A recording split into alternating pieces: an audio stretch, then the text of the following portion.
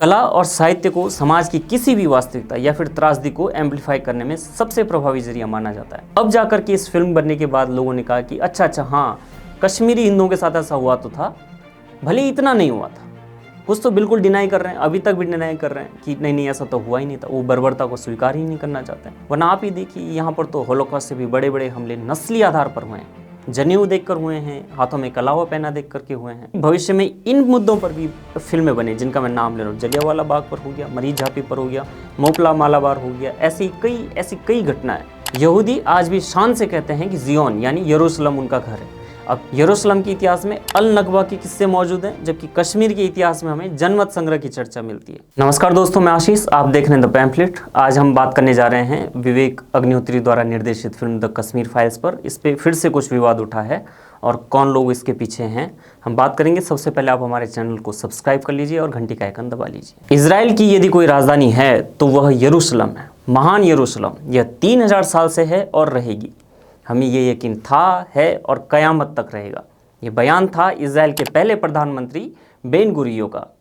अब इस बयान का द कश्मीर फाइल फिल्म से क्या संबंध है, इस बारे में आज बात करने जा रहे हैं। बात यह है कि कश्मीरी हिंदुओं ने भी अपना घर खोया, जिस तरह से यहूदियों ने खोया था, जिन्हें हम ज्यूज कहते हैं। मगर यहूदी तो जियोन का शोक नहीं भूले हैं, वह यरूशलेम को नहीं भूलते। लेकिन इजराइल का एक फिल्म निर्माता है, वो चाहता है कि कश्मीरी हिंदू अपने घर को भूल जाएं, घाटी को भूल जाएं और अपनी त्रासदी को भूल जाएं। पहले तो स्वीकार ही नहीं करना चाहते हैं कि कुछ हुआ भी है। इस इजरायली फिल्म निर्माता ने कश्मीरी हिंदुओं की त्रासदी को प्रोपेगेंडा और वल्गर बताया, यानी अश्लील। We were, all of us, disturbed and shocked by the 15th film, by the movie Kashmir Files, that felt to us like a propaganda vulgar movie, inappropriate for an artistic competitive section of such a prestigious film festival. दुनिया में आज यहूदियों का एक देश है जिसका नाम है इजराइल। निर्माता निर्देशक विवेक अग्निहोत्री की फिल्म द कश्मीर फाइल्स पर एक बार फिर से बहस शुरू हो गई है। इस बहस के केंद्र में है एक ऐसे राष्ट्र का नागरिक जिन्होंने होलोकॉस्ट जैसी महान त्रासदी को झेला था। सभी लोग जानते हैं द्वितीय विश्व युद्ध में क्या हुआ था यहूदियों के साथ। ये वो समय था जब जर्मनी में हिटलर ने भारी संख्या में यहूदियों को मौत की घाट उतार दिया। द्वितीय विश्व युद्ध की सहानुभूति का ही नतीजा था कि 1948 में आखिरकार इजराइल की स्थापना हुई। 3 लाख कश्मीरी हिंदुओं के नरसंहार की वास्तविकता को बताने वाली फिल्म कश्मीरी फाइल्स को इजरायली फिल्म निर्माता और गोवा में हुए इंटरनेशनल फिल्म फेस्टिवल के चीफ ज्यूरी नदाव लपीड उनका नाम है, उन्होंने उसको प्रोपेगेंडा, भद्दी, अश्लील या वल्गर बता दिया। उन्होंने कहा है कि फेस्टिवल के कॉम्पिटिटिव सेक्शन में इस फिल्म को शामिल करने के फैसले ने उन्हें हैरान कर दिया, उनको परेशान कर दिया। इससे ज़्यादा हैरानी और परेशानी तब हुई, लोग तब ज़्यादा हैरान हुए जब उन्हें पता चला कि ये आदमी होलोकॉस्ट सर्वाइवर का बेटा है। लपीड के इस बयान के बाद भारत में इजराइल के राजदूत नोर गिलोन हैं, उन्होंने भारत से माफ़ी मांगी है और उन्होंने कहा है कि भारत की मेज़बानी और दोस्ती के बदले लपीड के इस तरह का बयान वो इस पर शर्मिंदा है। इस बयान पर उन्होंने माफ़ी भी मांगी है। उन्होंने लपीड के नाम पर ट्विटर पर एक खुला पत्र लिखा और कहा कि नदाव लपीड को शर्म आनी चाहिए। उन्होंने ये भी कहा कि भारतीय संस्कृति में मेहमान को भगवान कहा जाता है और आपने जजों के पैनल की अध्यक्षता करने के भारतीय निमंत्रण का दुरुपयोग किया है। लपीड को फटकारते हुए इजरायली राजदूत ने कहा है कि ये भारत में एक ताज़ा घाव की तरह, यानी कश्मीरी हिंदुओं और उन पर बनी फिल्म की हम बात कर रहे हैं, जो कई लोगों को लगा और अब तक वो उसकी कीमत चुका रहे हैं। हम बात कश्मीरी हिंदुओं की कर रहे हैं। अब ये तो इजराइल और भारत के संबंधों का एक हिस्सा है, लेकिन सोचिए कि नस्ली और धार्मिक घृणा के आधार पर ही यहूदियों की पीढ़ियों तक को समाप्त कर देने की योजना बनाई गई थी, जिन्हें जंगलों में छिपना पड़ा, जिनको किसी तरह से, जो अपने बच्चों या फिर अपने खून को जिंदा रखना चाहते थे। आप बिल्स के ब्रदर्स की ही कहानी को उठा सकते हैं, किस तरह से 2 वर्षों तक करीब किसी तरह 1000 यहूदियों को सुरक्षित रखने में कामयाब हुए थे। ऐसे ही शिंडलर्स लिस्ट बनी थी फिल्म साल 1994 में, जो होलोकॉस्ट में फंसे हुए यहूदियों की कहानी बयां करती है। इस फिल्म को बेस्ट पिक्चर का ऑस्कर अवार्ड मिला था।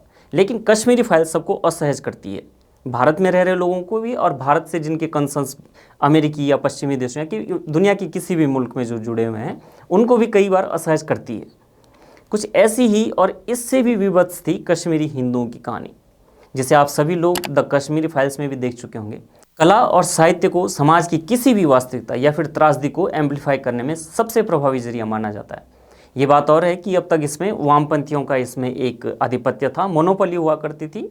इसका इस्तेमाल तरह तरह के नैरेटिव के लिए किया जाता था। उनमें भी अक्सर काल्पनिक किस्सों को भारत की घटना बता करके पेश कर दिया जाता था।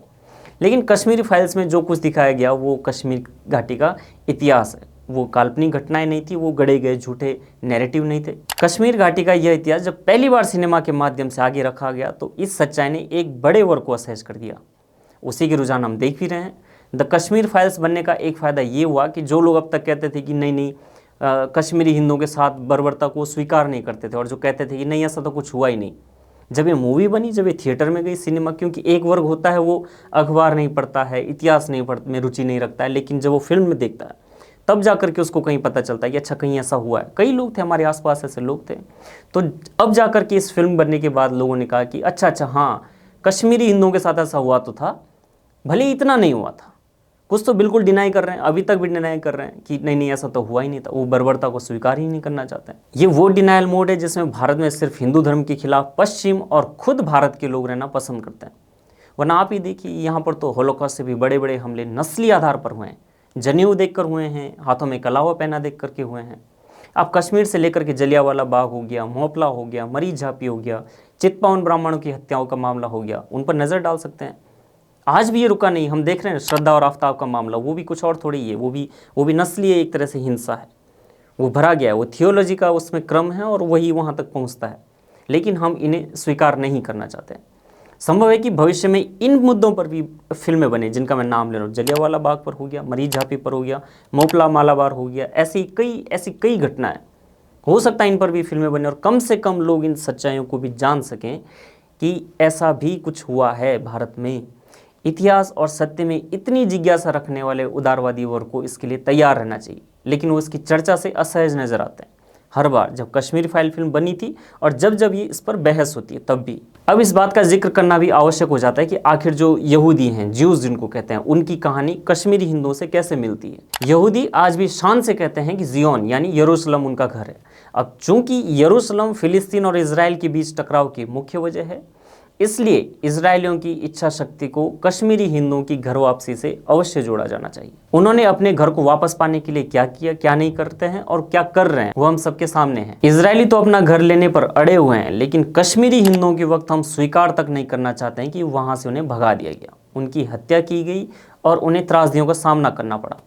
यरूशलेम के इतिहास में अल नकबा के किस्से मौजूद हैं, जबकि कश्मीर के इतिहास में हमें जनमत संग्रह की चर्चा मिलती है। अल नकबा की कहानी आप लोगों को जरूर पढ़नी चाहिए कि फिलिस्तीनियों के साथ इजरायलियों ने क्या किया था, किस तरह से अपने घर यानी यरूशलेम के लिए यहूदियों ने लाखों फिलिस्तीनियों को भगाया था। काफ़ी सारे दुर्भाग्यपूर्ण तरीके उन्होंने अपनाए थे, उसे अल नकबा यानी तबाही नाम दिया गया। फिलहाल कश्मीरी फाइल से जो लोग घबराए हुए थे, जिन्होंने शुतुरमुर्ग की तरह अपनी गर्दन को ज़मीन में ठूंस दिया था, वो एक बार फिर से एक्टिवेट हो चुके हैं और अभी भी यही साबित करते हुए देखे जा रहे हैं कि कश्मीर में हिंदुओं के साथ कुछ घटा ही नहीं, उन पर जुर्म नहीं हुए, उन पर बर्बरता नहीं की गई। हम बस यही उम्मीद करते हैं कि कश्मीर फाइल्स जैसी एक नहीं बल्कि 20 सैकड़ों फिल्में आनी चाहिए, ताकि सत्यान्वेषी गिरोह समय समय पर अनकंफर्टेबल असहज होता रहे। देखते रहिए द पैम्फलेट। चैनल को सब्सक्राइब करना ना भूलें और वीडियो को शेयर करना बिल्कुल भी ना भूलें। धन्यवाद।